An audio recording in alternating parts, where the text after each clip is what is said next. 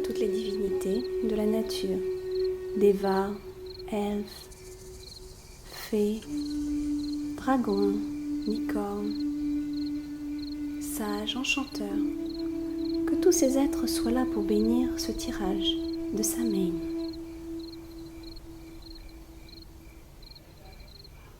Que votre guidance nous aide dans cette nouvelle année qui commence dans la roue sorcière.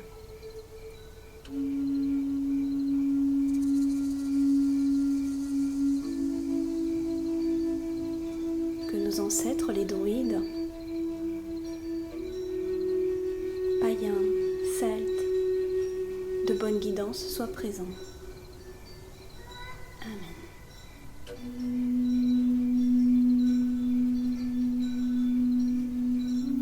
Bonjour les amis, bienvenue dans ce tirage de Samhain.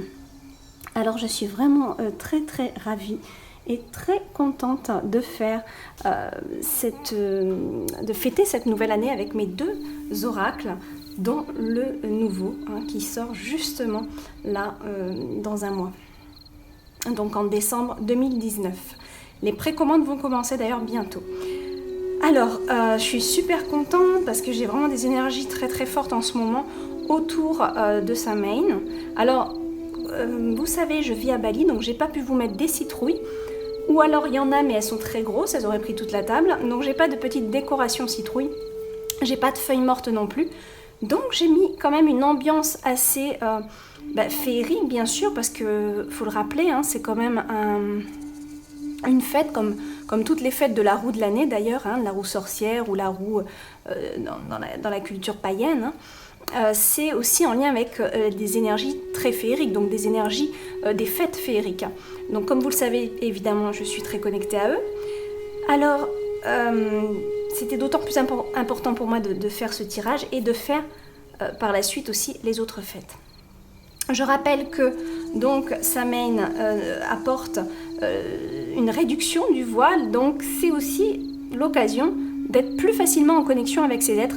Peut-être même que les plus chanceux seront amenés à les rencontrer. Voilà. Donc c'est vraiment un bonheur pour moi d'être en connexion aujourd'hui. Alors on va faire un tirage. Donc je ne sais pas si vous avez vu, je vous ai mis... J'adore ces petites... Moi je les appelle les petits lampions. Alors c'est un nom scientifique, mais j'arrive pas à le retenir à chaque fois. C'est quand même... Je ne sais pas si vous voyez bien.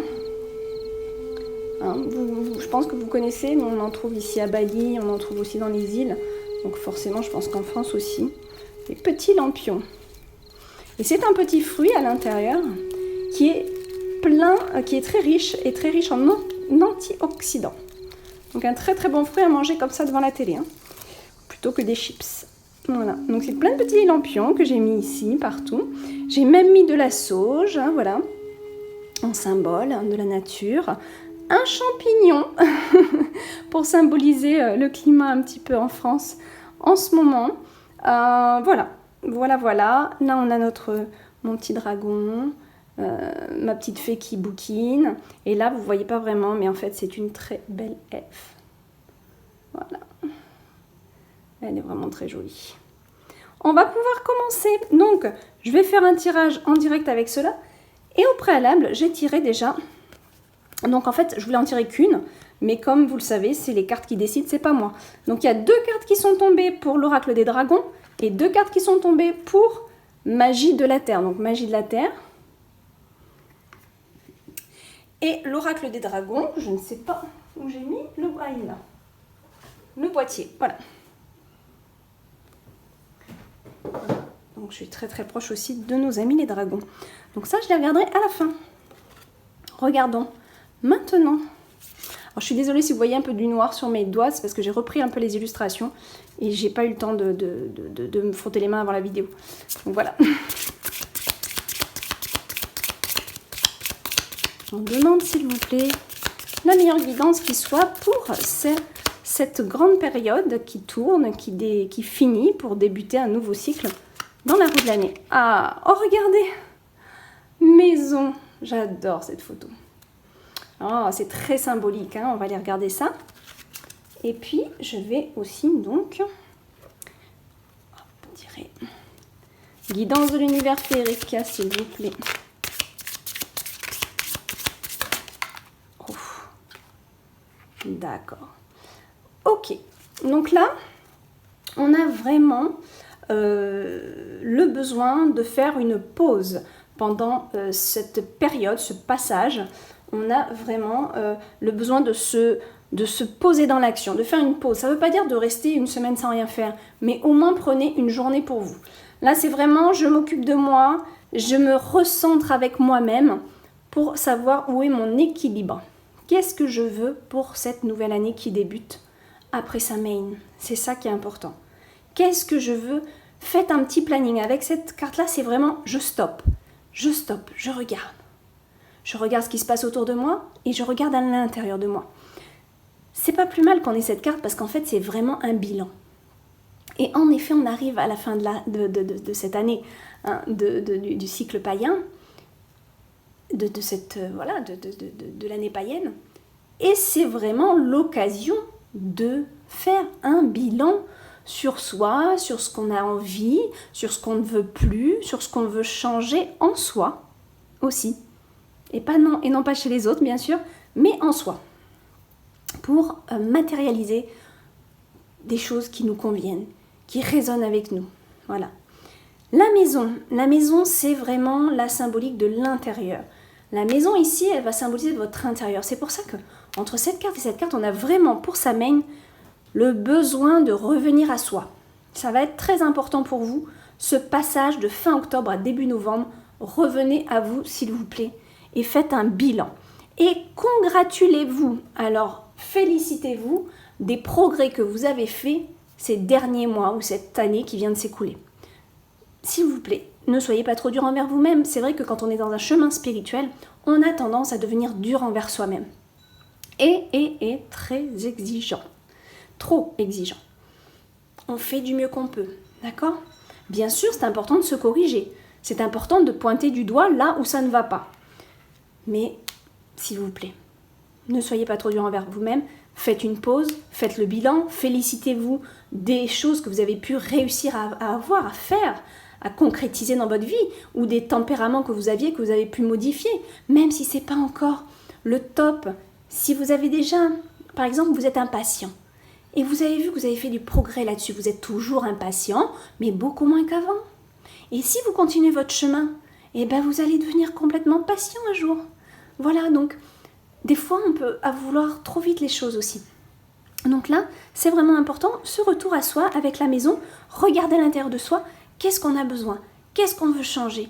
Et alors moi je vous invite vraiment, en ce début d'année de roue païenne, hein, du cycle païen bien sûr, à faire un petit planning, à marquer dans votre agenda, ou sur un calendrier, ou encore un tableau, comme on dit les tableaux de rêve, vous savez, hein, qu'on met au mur avec ce qu'on veut. Faites-vous un petit tableau dans votre bureau, dans votre chambre, là, ou à côté de votre autel sacré. Et marquez les qualités que vous voulez développer. Sur quelles qualités, là, vous voulez vous baser et vraiment progresser. Quelle est la qualité que vous voulez vraiment développer en priorité, ensuite la seconde, et comme ça, dans l'ordre décroissant de ce qui vous semble, pour vous, bien sûr, important. Ce qui est intéressant, ça demande beaucoup d'humilité de faire ça, c'est aussi de demander à la personne qui vit avec nous, ou la meilleure ou le meilleur ami, ou l'enfant, si on est seul, enfin des personnes qui nous connaissent vraiment, qui a l'habitude de nous côtoyer presque tous les jours, de nous dire en toute franchise qu'est-ce qui ne va pas chez soi et qu'est-ce qui pense que ça serait bien qu'on change. Parce que des fois, on ne se voit pas toujours faire non plus. On n'est pas forcément conscient non plus de nos actes et de nos dires.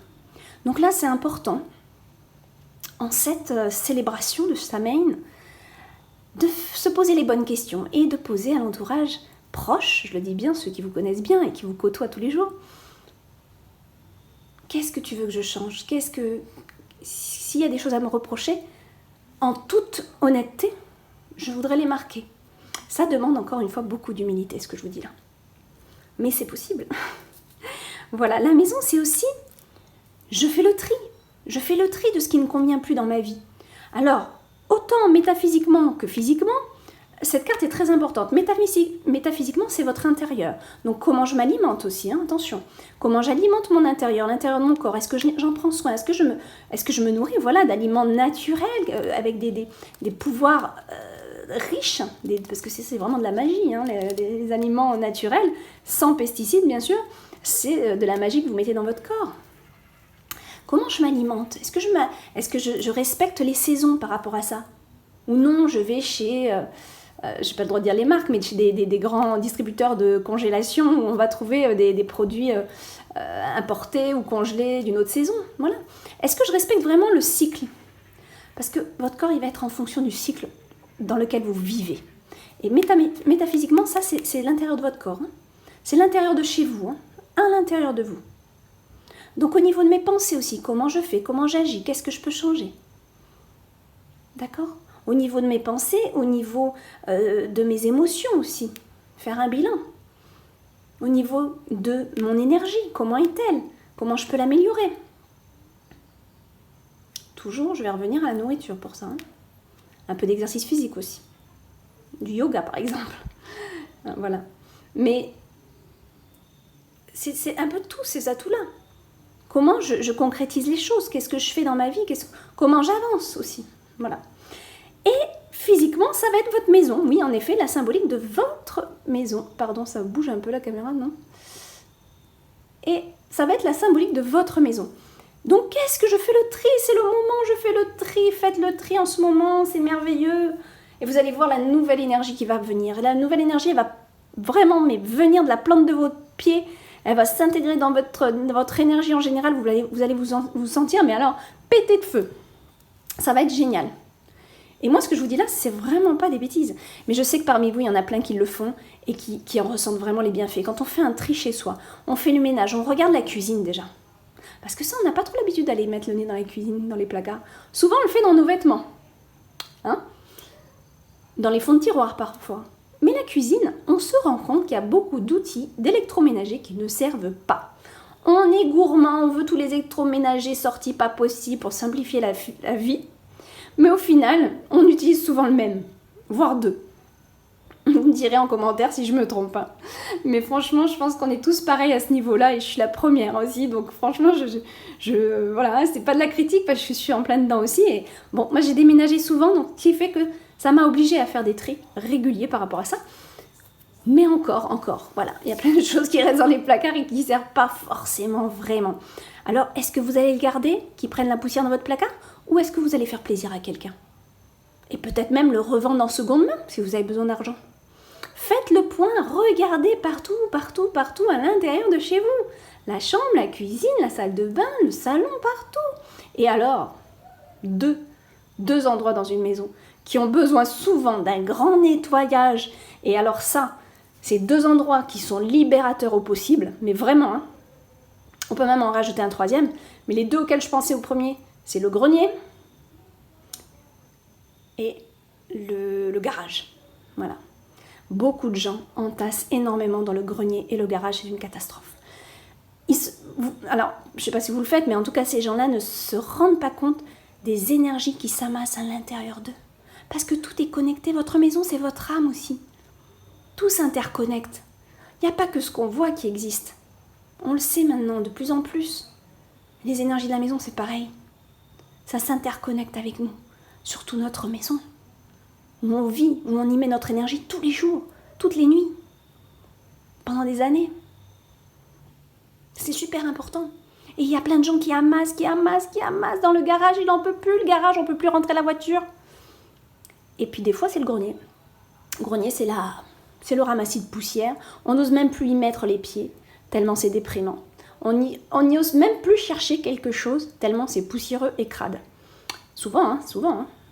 Je parle pas pour tout le monde, il y a certainement d'entre vous des gens qui n'ont pas amassé autant, mais il faut dire la vérité. Non, la majorité quand même.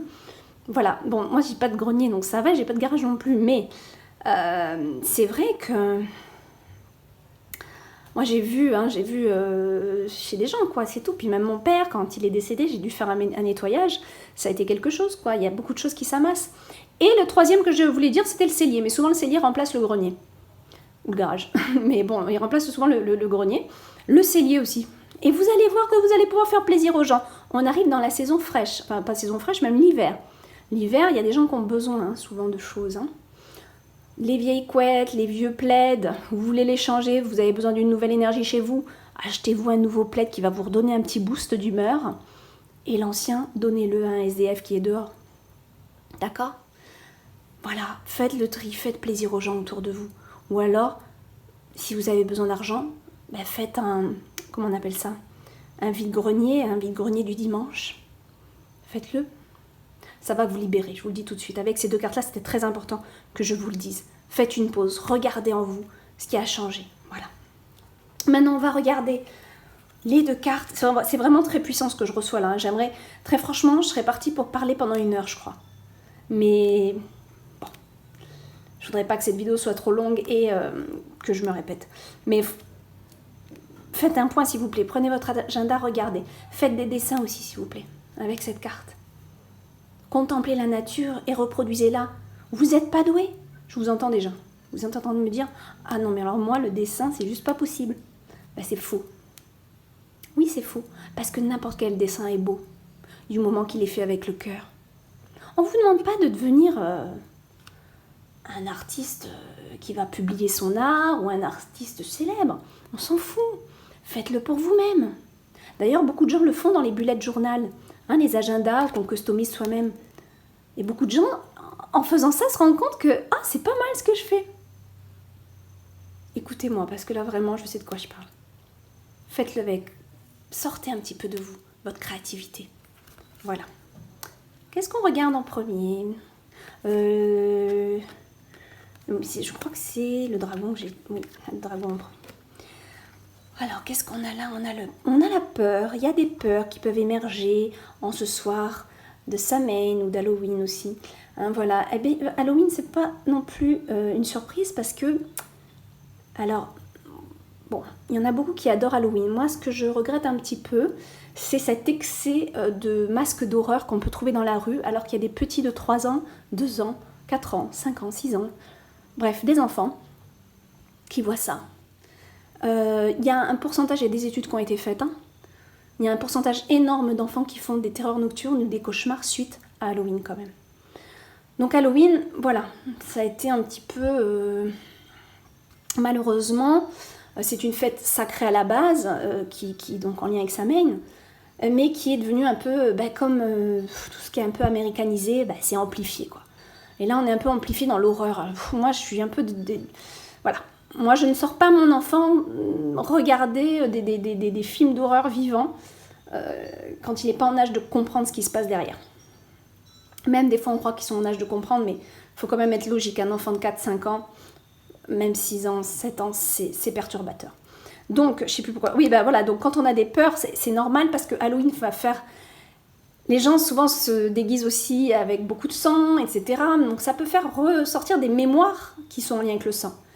Votre âme, elle a des mémoires en lien avec des batailles, avec des combats terribles, avec des atrocités, avec des tortures. Votre âme, elle a passé beaucoup de cheminement, il ne faut pas croire. Vous n'en êtes pas à votre première vie, ça c'est sûr, sinon vous ne regarderez pas cette vidéo.